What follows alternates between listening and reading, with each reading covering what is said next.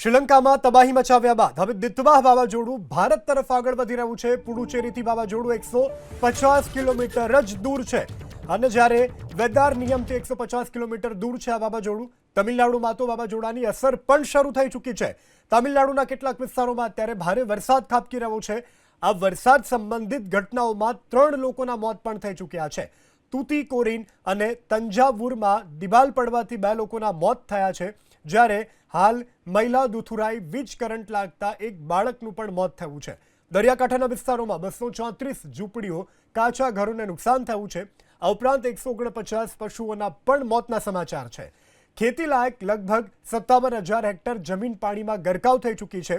હવામાન વિભાગે કુડ્ડાલુર, નાગપટ્ટિનમ, મયલાદુથુરાઈ, વિલ્લુપરમ અને ચેંગલપટ્ટુ સહિતના અનેક વિસ્તારોમાં ભારે પવનો સાથે વરસાદનું એલર્ટ જાહેર કર્યું છે।